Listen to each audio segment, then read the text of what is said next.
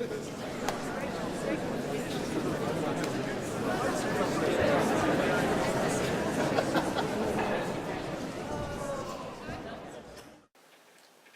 definitely felt insecure about how I presented, especially in transition. There are things that your body can do really quickly and things that it can't. And I still walk around every day, and sometimes I pass as male, and sometimes I don't pass as male, and it can be really awkward in social situations depending on whether some people view me as male and some people don't. And I have to make split-second choices about whether I, tell this person who I won't see again, actually I am this way, and make them feel uncomfortable, or just let it go and just explain to other people later. And so there's like the physical things that just walking around being in my skin, it doesn't feel comfortable all the time, because I'm constantly worrying about whether I am going to be passing, if I'm in like restrooms, if I'm going to be harassed. I think that there are probably other guys who feel that way, even non-trans guys, because there are all different types of men out there who look so many different ways. And I think because of how you're raised and because of how you personally like express yourself, there are things that, like the way you move your hands, the way you walk, the way you stand, that some people read as like personal like indicators of who you are, what way you are, who you like, what you don't like, how you express yourself, that in certain situations can be dangerous for people. Because if we're still in a society where if something is seen as out of the norm, you can be harassed for that. And if you hold yourself a certain way, you can be harassed because of that. For me, it's just been a journey, like I had mentioned before, of finding what truly is my my way of walking, my way of talking, my way of holding myself, that is myself, and what is a learned behavior that I'm letting go of. I know some trans people go through training to like train their voice to be a certain way, or train their body movements to present as more masculine. I've not done that because I prefer to go through the journey of finding it out for myself. I feel like it would be more authentic for myself. But there have definitely been moments where I felt uncomfortable, but where it's been an interesting experience for everyone involved, just kind of, saying, I'm trans, I'm male, and this is who I am. And then people react to it in their own ways, and usually I've gotten positive reactions, or accepting reactions, or who the hell cares reactions, so it's good. In sexual relationships, or in just plain old day-to-day relationships, there are what are considered power roles, and people often associate that with men. But it doesn't have to be that way, and there doesn't have to be a power role in a relationship.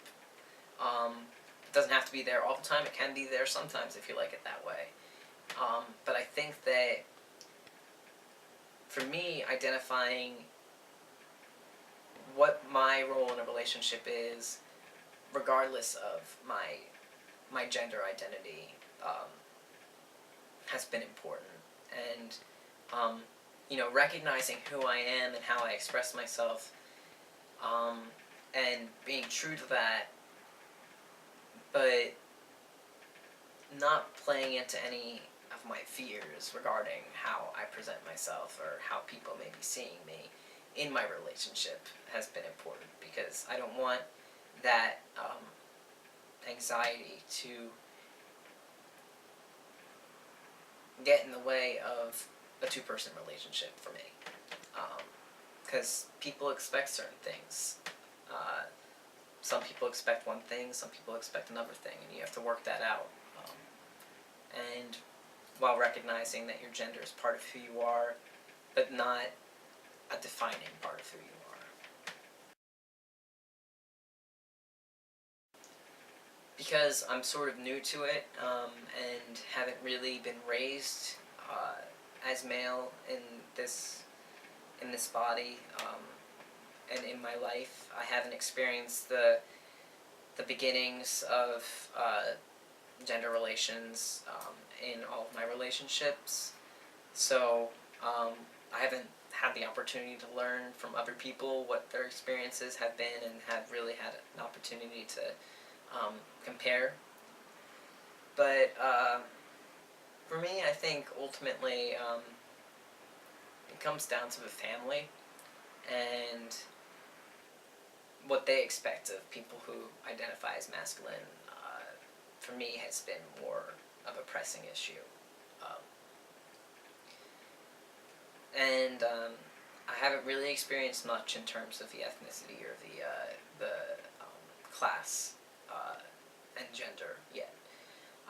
With religion, I was raised Catholic, and my church had gone through different shifts in how it viewed things. It's always been pretty conservative, but there have been liberal people within it who have known me throughout my experience, and so they've been really supportive of me. I don't identify as Catholic anymore. I identify as atheist, with spiritual kind of experience of life.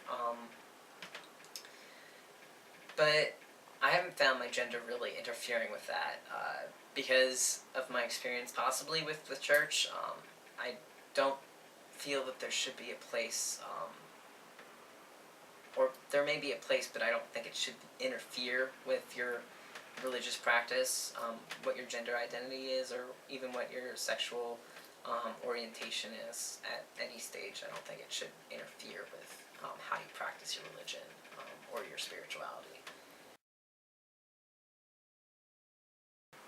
I think, for me, if I was in a position where I could be a mentor, I would try and have people become aware of the distinction that has been drawn between, in the binary, and then have them question it. Have them question what it means to be female, what it means to be male, and where those things can be crossed. Where it's okay to identify on one end of the spectrum, it's okay to identify on the other, it's okay to identify anywhere in between. Because my vision is, my hope is that in the future,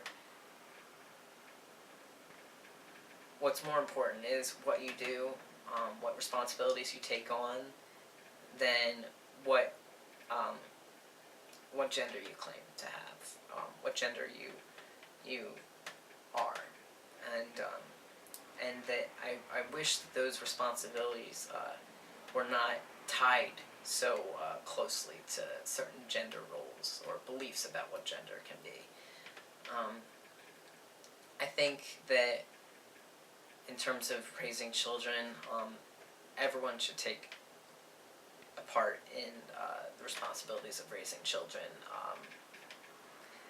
The roles that have been typically associated with femininity, like taking care of the house and taking care of raising the children, and the roles that have been associated with masculinity, like taking care of work and being a father. And I think that there is a special role for fatherhood and a special role for motherhood, but that they don't, because it's coming from the father and because it's coming from the mother, it makes itself special. It doesn't have to do with what a father has to be and what a mother has to be. I think it depends on you being there, and